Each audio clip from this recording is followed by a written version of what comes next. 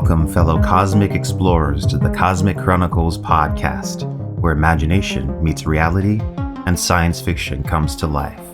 I'm your host, Quinn, and I'm once again joined by my co-host, James. What's going on, James? Hey, what's up?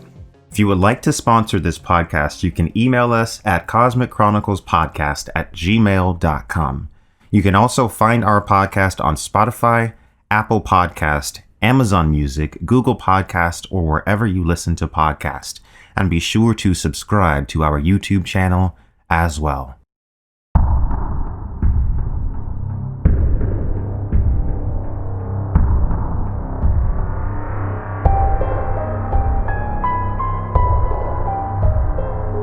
Our topic today is Lovecraft's At the Mountains of Madness and Ridley Scott's Prometheus. We are both big fans of both works, and there are a lot of similarities between the two of them. In this episode, we discuss both Lovecraft's short story and Ridley Scott's epic science fiction movie, and compare them to each other. So let's start with the author himself. Who is H.P. Lovecraft? So, H.P. Lovecraft was a writer from the 1920s, kind of a bizarre figure, kind of a bizarre man. He had a lot of personal flaws, but those personal flaws allowed him to write really terrifying stories and stories that were rooted in real fears that he himself possessed. So Lovecraft mainly wrote horror, thriller, mystery stories, but he is credited with inventing or at least popularizing the genre of cosmic horror, what we call today sometimes Lovecraftian horror. And it is horror that is focused on things of an existential nature, things beyond human perception, deep horrors, deep fears, hidden beyond the stars, hidden beneath the ocean, the fears of things that are far beyond our control, things that are at a scale and at a level of complexity or at a level of intelligence that compared to humans and anything that we can do is kind of mind-blowing to us. So Lovecraft is known for popularizing or inventing cosmic horror. And as I said, he had a lot of personal flaws. One of the main ones was that he was very xenophobic. He feared really anything that he didn't have a lot of knowledge on. He feared the unknown, and that is what really manifests in his stories. So much of the root fears in his stories is based on the fear of the unknown. So I think that Lovecraft's kind of inherent strangeness as a human being definitely contributes to the way his stories feel. And he's obviously been very, very, very influential in the horror genre and the science fiction genre since then, although he was not famous, successful, or popular at the time of his life. He was never rich off of his works. He never was well known. He only came to popularity posthumously. And also recently, I would say in the last 20 years or so, Lovecraft has had a significant resurgence. So what are some of the main themes of Lovecraft's work? The main themes of Lovecraft's work include things like isolation, like I said, the fear of the unknown, cosmic dread, secret, forgotten history of the world, the idea that there are these evil entities, malevolent forces beyond our comprehension, the idea of forgotten, tainted, abnormal ancestry. Lovecraft dealt with fears and themes related to just the existential nature of existence. And these are themes that manifest in basically all of his stories in some shape or form. So let's get into the short story, At the Mountains of Madness. What is it about? So, as I said, At the Mountains of Madness is one of my all-time favorite Lovecraft short stories, and one of yours as well. Yeah. At the Mountains of Madness is about an expedition to Antarctica by some scientists and explorers, and about what they find there and what they uncover about the secret/forgotten history of the Earth and the beings that used to rule over the Earth. And this unfolds in a very slow but very compelling way that like drives you along in the story. As you're delivered bits and pieces of information as the story goes on before we reach a huge crescendo at the end where we have this huge info drop, and it's just a very, very satisfying story. You feel like you're on this expedition with them as they uncover these mysteries. So that is a basic idea of what the story is about without giving away too much initially. The Mountains of Madness specifically refers to this mysterious quote-unquote mountain range that they uncover in Antarctica that shouldn't exist. It's taller than Everest, and it's just very, very strange. And there's an epic quote from when they first uncover it that I really like a lot. In the whole spectacle, there was a persistent, pervasive hint of stupendous secrecy and potential revelation, as if these stark nightmare spires marked the pylons of a frightful gateway into forbidden spheres of dream and complex gulfs of remote time, space, and ultra-dimensionality. I could not help feeling that they were evil things, mountains of madness, whose further slopes looked out over some accursed ultimate abyss. So I feel like this quote really evokes the terror and the mystery of the mountains, and it really represents the fact that in this scene we are passing over into a new realm, the realm of the old ones. We are moving beyond the dominion of man and into the dominion of something that's much more ancient and mysterious and powerful. So Lovecraft is often associated with horror, but is Lovecraft science fiction? I think that Lovecraft can be science fiction. At the Mountains of Madness certainly is science fiction. The Dunwich Horror, not so much. So I think that Lovecraft has supernatural elements in his stories, and then he also has science fiction elements in his stories, and then also sometimes he blends them together. And it's that age-old saying, sufficiently advanced technology is indistinguishable from magic.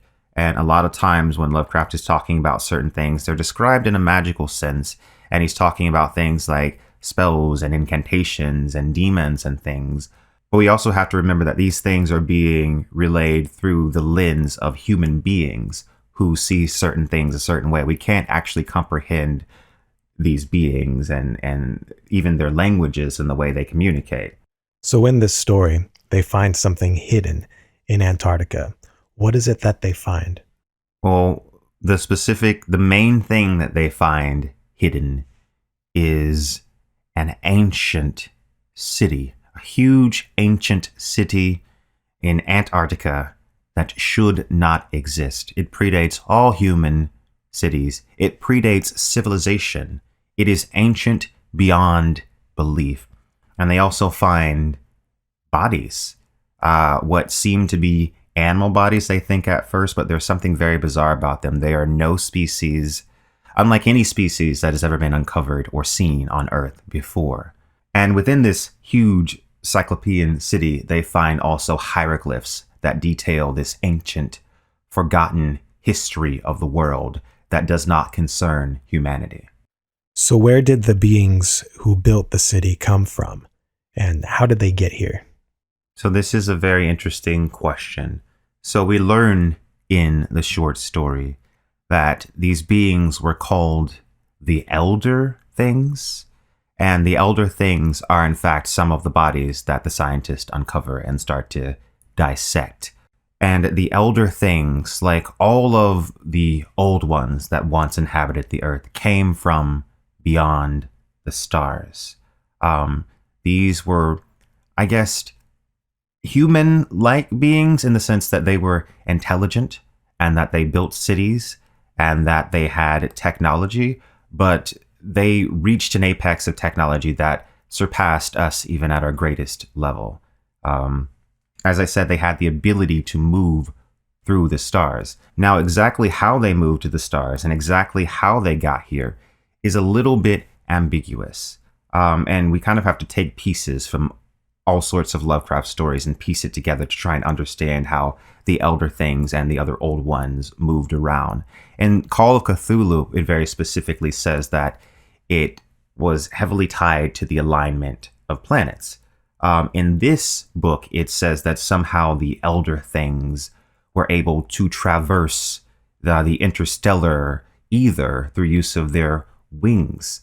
But I don't think that Lovecraft literally meant they were flying through outer space with bat wings. Like, if I had to guess, it has something to do with kind of like, I don't know, maybe they produced a rift in space-time, or somehow a gateway was opened up, a portal was opened up. And this would kind of explain, I think, why the Call of Cthulhu mentions that their ability to move was tied to the alignment of stars. It's kind of like they had like a interstellar roadway system or something like that, just as speculation, because it's, like I said, it's kept pretty vague in this story and throughout the entire mythos of Lovecraft, how exactly they came to Earth. But we know they came from distant regions in outer space, or perhaps even more distant, perhaps even from other dimensions or other realms of existence. Can you speculate on why they came to Earth? Well, that's an interesting question, because I don't know if this is something that's ever really touched on or specifically hinted at.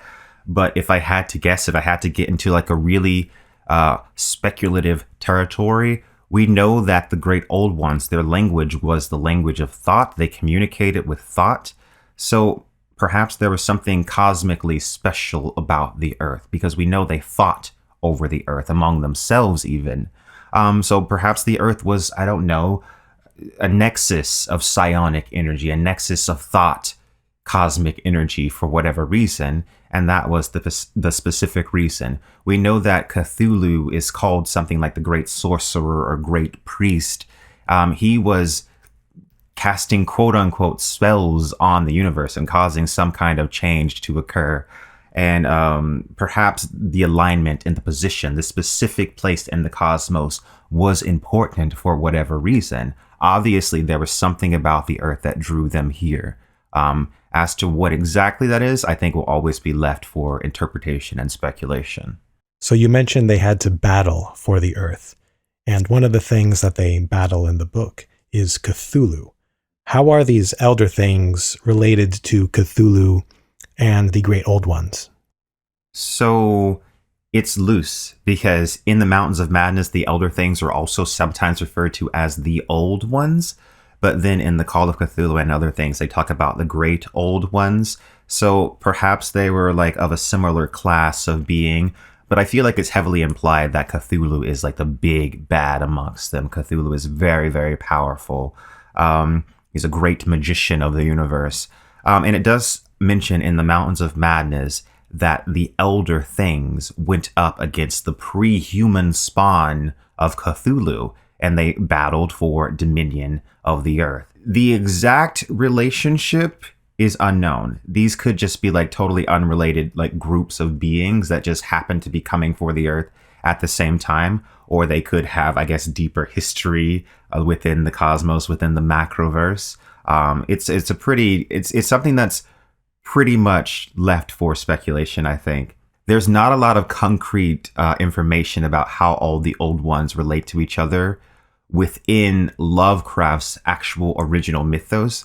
Now, I know various authors later on have written things in Lovecraft's mythos that has gone on to connect the old ones to each other and even invent new old ones, parent figures to creatures like Cthulhu and Azathoth and stuff like that. But as far as Lovecraft's actual intention, I think that the vagueness of it relates to the fact that everything that we know about this history comes from, translations of translations and people that kind of understand what they're reading, but it's also written in languages that were never meant for human comprehension. And they're all like pieced together from scraps and bits of information. So there are some contradictions and are things that that are just like holes in the data, as there is just like in actual history. So what kind of technology did the Elder Things possess? That's an interesting question. The Mountains of Madness definitely mentions that they had energy weapons that worked by means that we don't understand. So they were in the great wars between the Elder Things and the spawn of Cthulhu. They fought with these energy weapons, and they also had the ability to traverse the stars. And the way that operated almost seems like magic, but it was definitely like some form of technology if you really think about it. And they had other means of technology, like means of, building actual cities in ways that like we don't understand how they, like, if you look at the way the construction of things like Relay is described, or the way the construction of the city in the Mountains of Madness is described, these are not human building methods. So they obviously had some form of technology that was very, very, very, very advanced. And it does mention that their technology was far more advanced than anything that humanity had reached, at least by the time of Lovecraft, and probably by now as well. There's an interesting part where the narrator suggests that if they had different senses, that it might have changed the way the art is experienced. He says that certain touches here and there gave vague hints of symbols and stimuli, which another mental or emotional background in a fuller or different sensory equipment might have made a profound significance to us. So that's tied back kind of to their incomprehensible nature and kind of how advanced their technology was. They were human-like in a lot of ways. Like, they wore armor, they were farmers, they had agriculture, they had sufficiently advanced, like bioengineering, biological technology. They farmed what the book calls saurians, which... Yeah, it suggests they might have had dinosaur farms. Perhaps dinosaur farms? They were around when the dinosaurs were around. Before the dinosaurs, long before the dinosaurs even came around. So, and also there are things like the Shagas also, so that hint at their biological engineering prowess as well. So they had very, very advanced technology. A lot of it that's incomprehensible to us. It's almost like their technology is also art in some cases. Perhaps if we did have, a higher degree of senses, there would be more, like even more details hidden within it.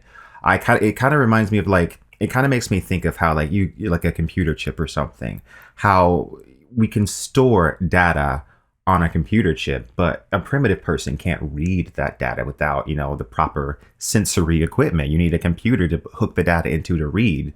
And also it kind of reminds me of a quote from Dune as well. What senses do we lack that we cannot see and hear a hidden world all around us? So yeah, I think that's really interesting. And certainly their technology was like hyper advanced compared to anything that we have. So it's revealed that the Elder Things are responsible for the creation of life on Earth. How did that happen? Why did they create life on Earth? Well, initially they created things like the Shoggoths for their own purposes, to serve whatever purpose they need. Like a Shoggoth, it seems like it's almost something that can be kind of programmed to produce whatever they want. And as a biological byproduct of the Shoggoths, all life on Earth was eventually formed. And this is implied to be completely accidental. And this occurs long after the Elder Things disappear. I mean, like the biological material over billions of years is implied to become us eventually. So the Shoggoths are the biological parent of all life by accident. So I think that's the ultimate like kind of terrifying thing. Because humans, we're always asking ourselves, where did we come from? What's the meaning of our existence? And in this story, Lovecraft is saying there is no meaning of our existence. We're literally a biological accident. And yeah, that's kind of depressing, but just really, really makes for a great, turn in a story, I think. So you mentioned Shoggoths. Can you explain what those are? So Shoggoths are like these big bubbling masses of goo. And initially they were created to be the slave class of the Elder Things. They just did whatever the Elder Things wanted. I think they could produce certain biological material that was that the Elder Things needed. They just did whatever they were commanded to do by the Elder Things. But eventually there was some kind of revolt, and the Shoggoths gained their own independence, and the race of the Elder Things fell, and they presumably fled back to wherever they came from, though, as we see in the book, some of them did get left behind, and some of them were, in fact, preserved in the ice for billions of years, perhaps. So the Elder Things left this city. Where did they go? That's a good question. So where did they go? And then also, like, kind of why did they go? So it implies that, like, I guess there was a rebellion of the Shoggoths. Maybe whatever they were doing Maybe it all just became like too hostile. Maybe they lost the war against Cthulhu and his pre-human spawn, because we do learn from Cthulhu that Cthulhu is still here waiting to regain his dominion over the earth. So it implies that the Elder Things lost. So I imagined that after they lost, perhaps some of them stayed in their city for a while, but obviously there was this rebellion, and eventually maybe it all just got too chaotic to maintain, and they went back into, I don't know, the outer dimensions of the Macroverse, returned to whatever realms of existence they initially came from. So that seems, I guess, the most likely place where they would have went, I think. So at the end of the book, the character Danforth, The student, he sees something out the window of the plane, and it makes him go mad. What is it that he sees? So this is something that's left kind of open for interpretation. Now, it does mention when they were looking at the hieroglyphs that there was some unnamed evil at the center of an even greater mountain range just beyond the Mountains of Madness. Like some unspeakable, unnamed evil. And I've always thought, ever since I read this, that is what Danforth saw. I did a short video essay on At the Mountains of Madness years ago. And in that video, that is also what I speculated, that he looked back at this unnamed place of evil. He looked into whatever it was, and it made him mad. Now, we talked about the idea that the Elder Things traveled through like kind of an opening in outer space. In Francois Berenger's version of At the Mountains of Madness, which I highly recommend, it's fully illustrated, he depicts that scene as Danforth looking back, you see like this kind of almost this distortion of outer space, and it looks like almost like another place. It's like a portal. A portal, yeah. Right? And you see it kind of like this tentacle monster. And it gave me the impression that if Danforth looked into that place, of course that would have ripped his mind apart. It kind of reminds me of Stephen King's It. Now, it is, if you don't know, like Stephen King's take on a Lovecraftian horror, in my opinion. And in that book, the creature It can sometimes show people its deadlights. And all the deadlights are the gateway into where it came from. The macroverse, right? And just by someone of a simple mind, like a human, glimpsing that macroverse and being forced to experience the chaos and just like the macroscopic nature of it and just the complexity of it all and the contradictions of it all, it breaks them and it breaks the mind. So Danforth looked into the indescribable, the unthinkable, and the unknowable. And after looking in, he couldn't let go. The abyss stared right back into him. And that's essentially what happens to Danforth, in my opinion. And that's kind of a common trope in Lovecraft's work. It happens often. Once someone becomes privy to these unseen things, once someone becomes privy to the unseen world, it leaves a mark. It's almost like a disease that infects until it consumes completely. It's terrifying. It's almost like it's the infectious power of knowledge. People say ignorance is bliss. I think Lovecraft's work kind of exemplifies that. It's kind of the height of that you don't want to know kind of energy. You'd be better off not knowing the truth kind of energy. So the whole point of this story, the narrator is trying to warn people against going back to Antarctica, and he wants to keep this a secret. Why would he want to keep this a secret? One, I think he doesn't want people like exploring Antarctica and unleashing something. You know what I mean? Because if more people go there and more explore, there's a chance that the Shoggoths get out. I mean, that the Elder Things that get out and come after us or something like that. And also, I think it goes back to that idea that maybe we're just better off not knowing where we came from. Maybe the truth of where we came from is just too terrible. So that's the essential idea. There are terrible things lurking there that we don't want to unleash, and maybe it's just better not to know. So I think that's where that's where Dyer is coming from, because he's looking at what happened to Danforth. Like, he doesn't want the fate of Danforth to, be transferred to like all of humanity. And something is still there. There are things still there. So us going there and just like moving things around and peeking around, maybe there's darker things that might take notice, like the unnamed evil at the more distant mountain range. What is that thing? He can't keep it secret forever. He's delaying the inevitable, really. But yeah, I get where he's coming from. So what I like about At the Mountains of Madness is that it kind of evokes this sense of exploration and discovery that's kind of less possible in the modern era.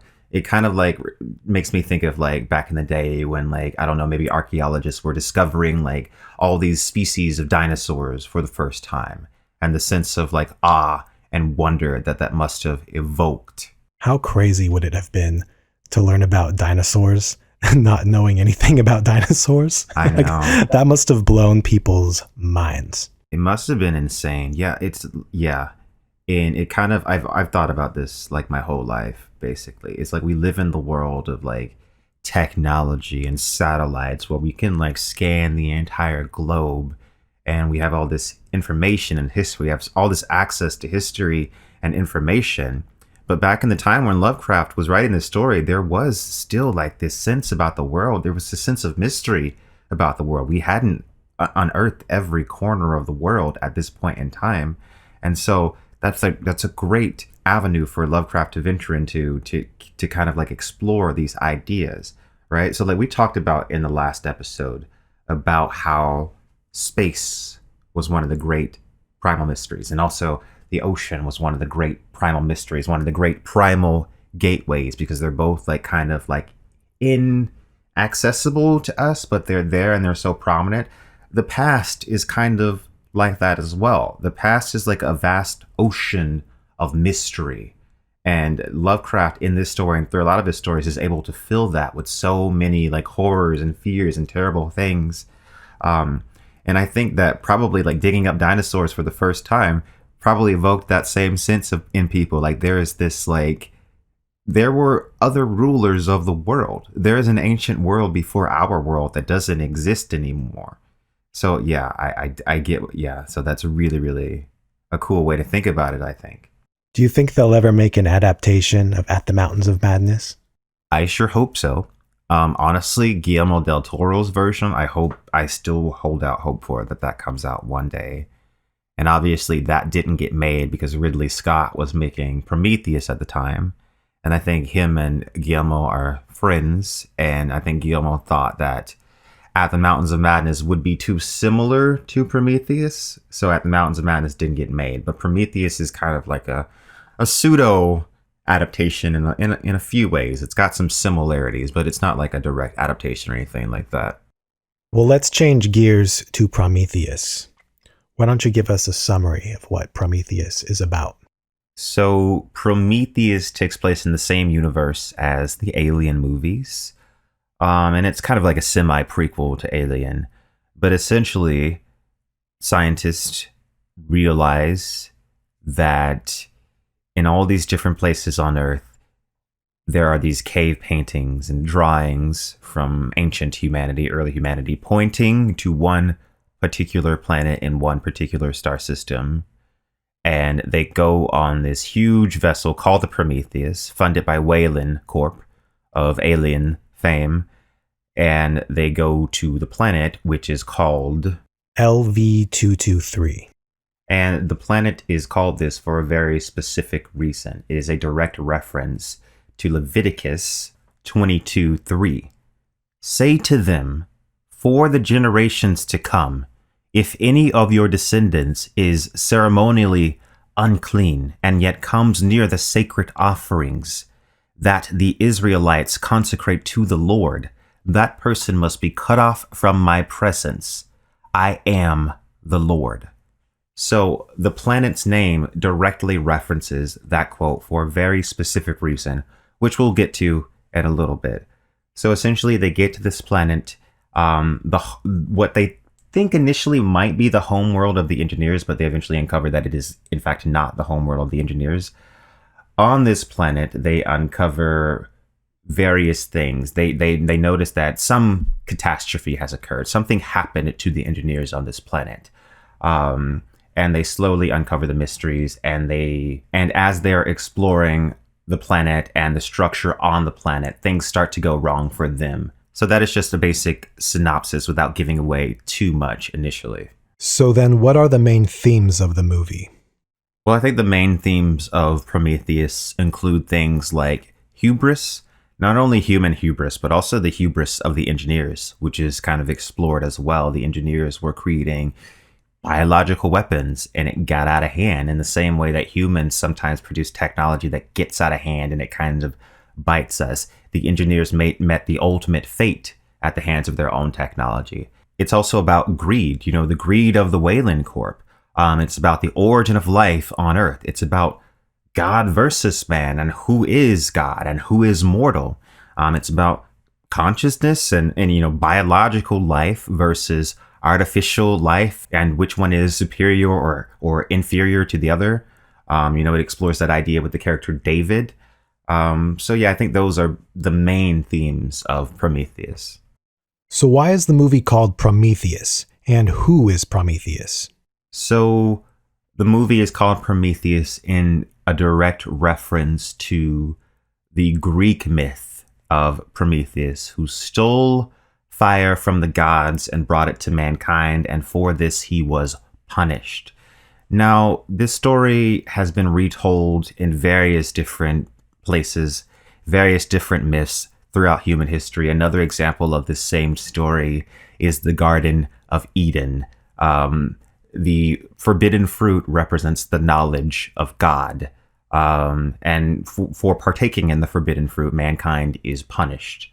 And Prometheus reflects these ideas as well. They are going to this planet to consume the knowledge of the gods, to learn where they came from. And for this, they are punished as well. So I think that is essentially why the movie is called Prometheus.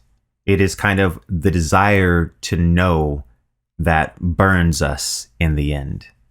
At the beginning of the movie, an engineer is on Earth a long time ago, and he sacrifices himself and presumably creates life on Earth.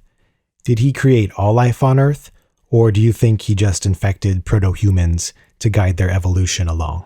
So I guess it's up for interpretation. We do see like some greenery, some algae.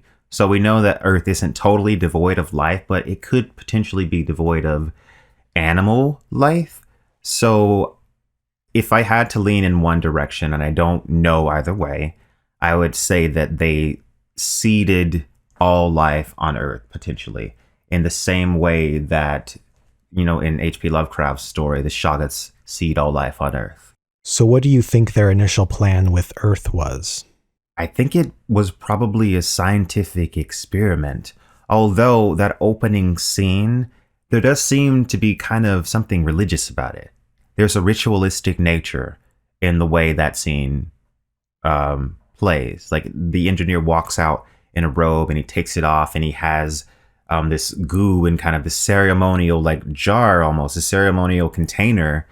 So it's almost like a religious thing that's occurring here. So perhaps they were a particular religious sect of the engineer race, or perhaps they were or perhaps it was specifically just like a scientific experiment that they later decided to terminate. But either way, they did eventually decide to terminate the whole project. Why did this happen? So that is, to me, the more interesting question. Why did they decide to terminate, and why did they decide to come back and kill humanity, even though, of course, they didn't get to that point, but they made the decision. So it does mention at some point in the movie that the point in which they decided to terminate was about 2,000 years ago. Now, that aligns pretty clearly with the death of Jesus. Right. So we can assume that the engineers started life on Earth through sacrificing themselves. They visited and guided humanity in the form of various gods, and Jesus was their last appearance. They must have not liked our reaction to him. Either they got pissed off at how we killed him, or that after his death we went right back to fighting wars. Perhaps because those wars were fought in his name. Well, I think it has something to do with the fact that we killed him You know what I mean? They potentially send or inspire this man, and then we like totally reject the wisdom that they're trying to give us. And because of that, they're like, okay, we've tried multiple times with this experiment of ours, but it has gone sour, and now it's time to terminate. And I think the idea of them being either themselves religious leaders or like inspiring and influence the religious leaders ties into the theory that the whole thing from the beginning was a religious thing that was occurring as well, you know? Because I can't imagine that everybody on the engineer planet or the engineer, what I think is probably like an engineer, like interstellar system. I feel like they probably inhabit more than one planet. I can't imagine that all of them want the same thing. All of the engineers that exist aren't involved with the Earth project. You know what I mean? This is a specific group of them. And if you're going to do something like this, seeding a whole planet, probably have a motivation for doing it. And for big things like this, oftentimes that motivation is religious in nature. Like they're doing something that's greater than themselves. So I could totally see it being a religious thing, and I can totally see them trying to see if they could lead a race of people down a specific path, failing at that and deciding that it wasn't worth it. So what do you think the black goo is? It seems like a biological weapon that breaks down DNA and reforms it, but it seems to have a different function depending on who uses it. Because when the engineer drinks it in the beginning of the movie, it breaks down his body and creates life on Earth. But when the humans consume it, it turns them into a monster. Well, I think it's technology that we don't understand, right? I feel like the black goo is some form of biological technology that can be programmed with whatever purpose the engineers need it to do. You know what I'm saying? It's kind of like the Shagas in At the Mountains of Madness. The Shagas could kind of be biologically programmed to do whatever they needed them to do. So it's biological technology, and the way it actually operates is a little bit obscure, but that's what I think it is. It's kind of like a canvas for like whatever. And perhaps maybe when it doesn't have specific instructions, it behaves in random ways that are kind of unpredictable or something like that. And then also we know that the substance had to be volatile itself because it's ultimately what destroys the engineer base on that particular planet. I think that it might be something that they found and that they were experimenting with. Not something that they invented, because the black goo reminds me of the life seed from Mountains of Madness. And who created the creators? Perhaps this is where everything comes from, and this is their god. That's really interesting. And it kind of makes sense if they found it, that they would be like this particular religious sect of the They're definitely engineers. Religious. They seem spiritual. It's almost like they are worshipping the black goo. They have them in fancy canisters lined up in a hall with monuments. Yeah, exactly. There is a spiritual aspect to this. So maybe it is something that they found, and maybe it is something that they have been experimenting with. That's interesting. But I tend to think personally that the engineers might just be a naturally forming race of beings that just got to a sufficient level of advancement where some of them went out and decided to create more life potentially. And that doesn't mean that they didn't like find the quote unquote life seed. Let's just call it the life seed black goo. Doesn't mean that they didn't actually find that somewhere. But I do see this as like, I feel like they progress probably naturally. I don't think they necessarily need a creator. Because I was thinking of the panspermia hypothesis, which suggests that life, or the building blocks of life, originated beyond our planet and was spread throughout the universe through comets, meteors, and other celestial bodies. So perhaps all life is the product of the black goo, that black goo, and its fundamental essence is the seed of all life in the universe. Yeah, that's really interesting, and I didn't even think about that. That kind of like ties it all together, because we know from Prometheus that the engineers and humans, we literally have their DNA. So maybe that's something that maybe that's what the black goo does. It's an assimilator of DNA, and it's a changer of DNA, and it's something that passes on DNA. It's like the catalyst for life. Yeah, well, I wonder, like, that's interesting, because I wonder if in the Alien universe now, in the Prometheus universe, if we uncovered another species of sentient beings and we tested their DNA, would it be like, oh, they are also related to the engineers? You know what I mean? Because that would mean that the life seed has been passed on from species to species to species to species. And it's kind of something that's maybe like terrible if it's like not used right, but it can also be something that's very effective and beautiful because it brings life. So we've been mentioning creators and gods and stuff like that. And one of the big questions that I ask myself while I watch Prometheus is, why does the character David exist, the android? And I think he exists for a very, very clear reason. You notice in the scene where he encounters the engineer, he says something like, he's mortal or something like that. Because, okay, so the humans are there to find their god, to meet their own god, their creator. David's already met his creator and been just utterly disappointed by us. We have disappointed David.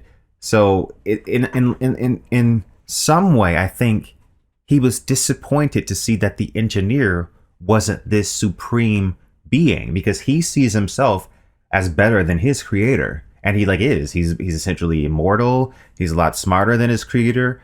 So I guess David was hoping that like he was going to find like in a way, like almost like his grandfather god in I think in some way.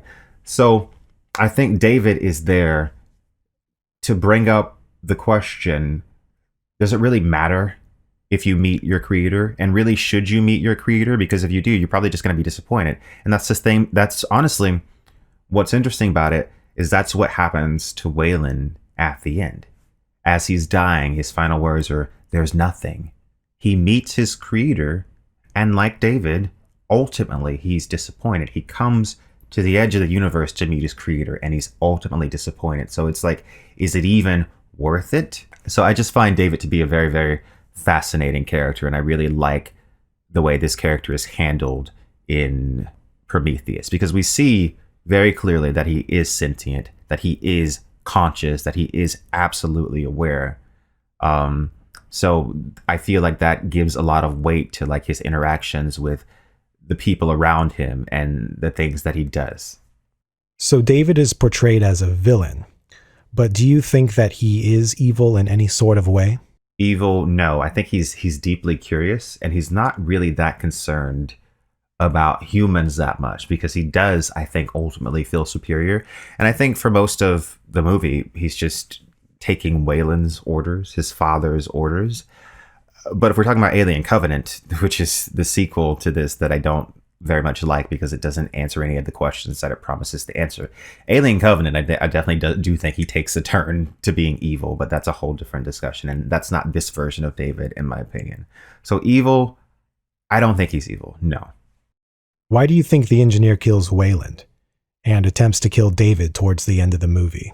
Okay, well, in a deleted scene for Prometheus, it totally gives you the reason why. And basically, Wayland basically begs the engineer for eternal life. He basically says that he deserves life and that he deserves to live. And of course, this offends the engineer. This goes back to the Bible quote that we mentioned earlier. So Leviticus 22:3. I'm going to read it one more time. Say to them, for the generations to come, if any of your descendants is ceremonially unclean and yet comes near the sacred offerings that the Israelites consecrate to the Lord, that person must be cut off from my presence. I am the Lord. So Waylon is coming to the engineer with these demands and this hubris, thinking that he deserves eternal life for whatever reason. And the engineer's just like, look at this disgusting thing that we created. I can imagine that the engineer is just reminded of the reason that they wanted to destroy us in the first place.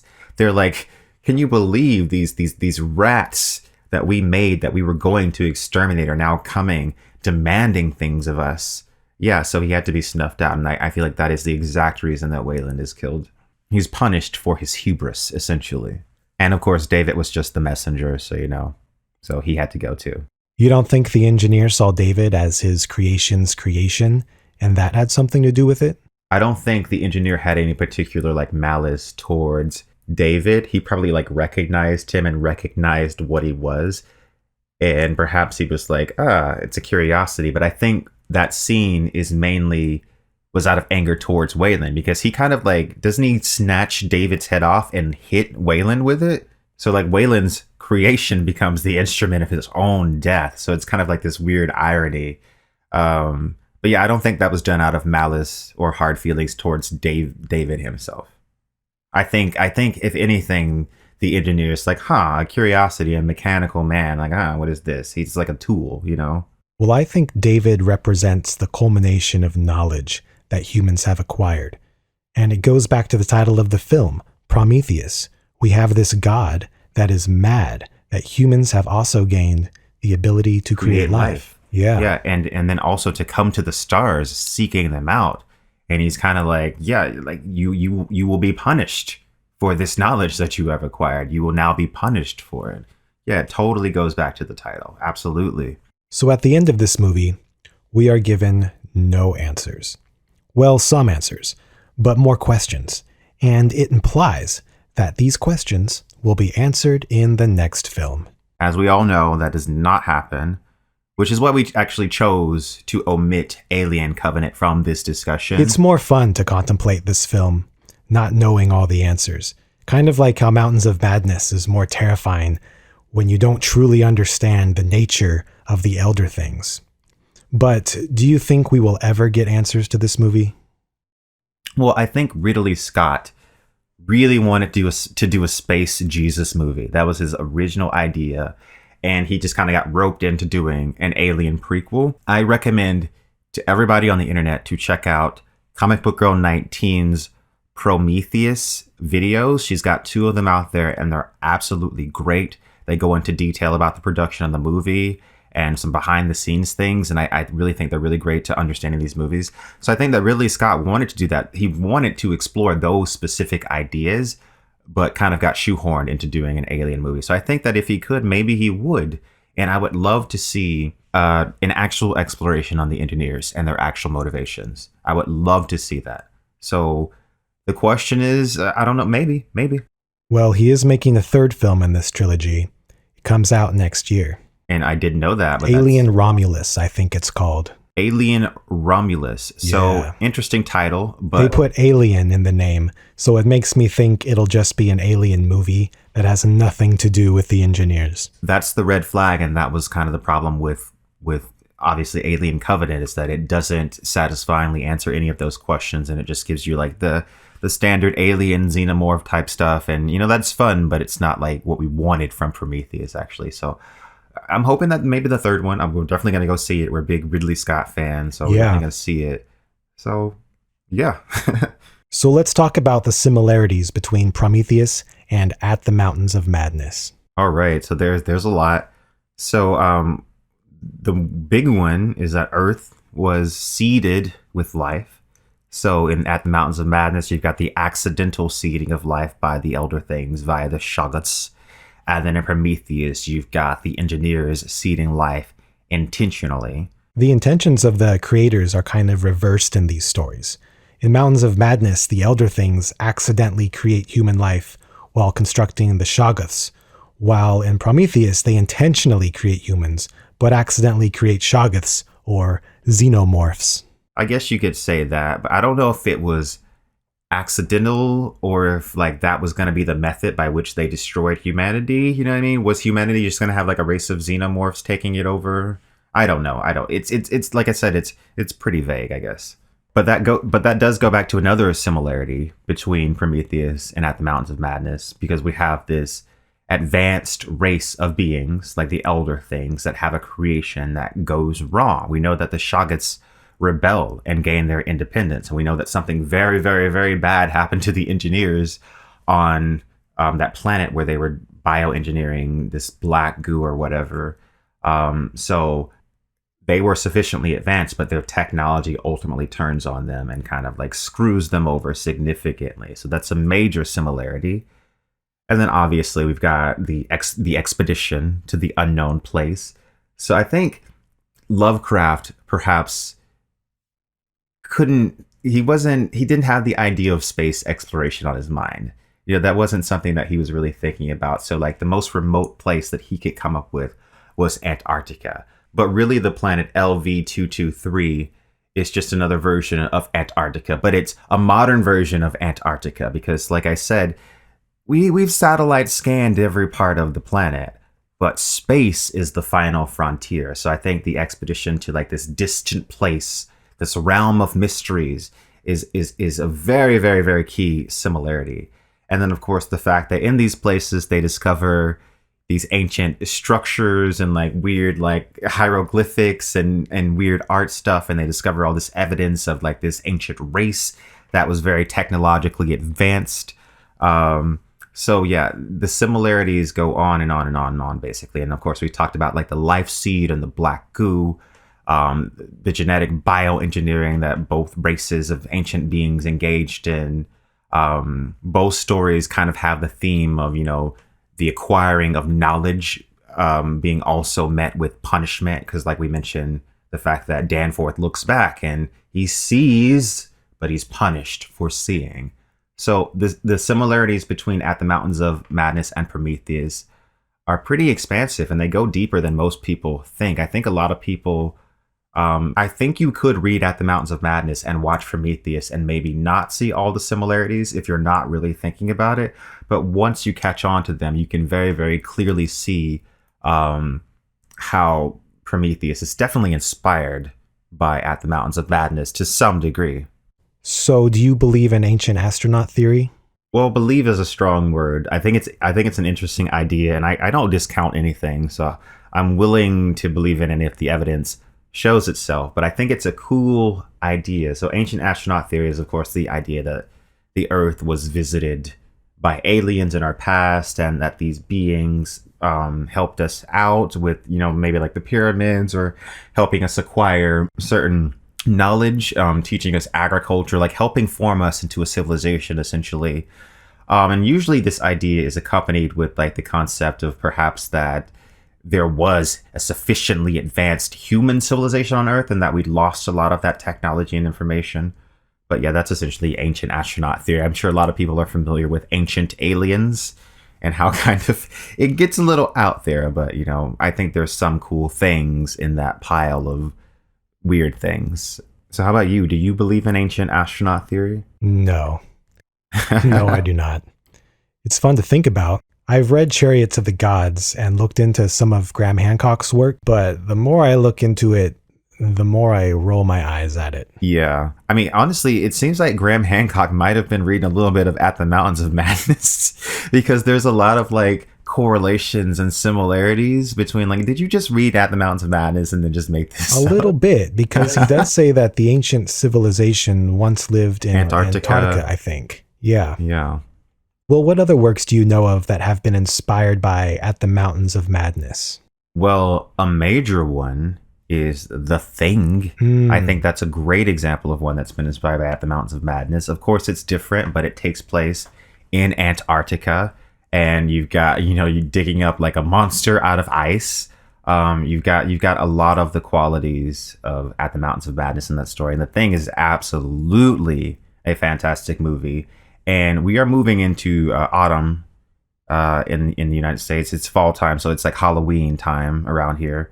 And I think The Thing is a perfect Halloween movie to watch. And I think it's a great one. And it's definitely inspired by At the Mountains of Madness. You got the scientific expedition, the team, and the monstrous things occurring. And yeah, I really like it a lot. Have you seen the new one? Do you like it? I have seen The New Thing.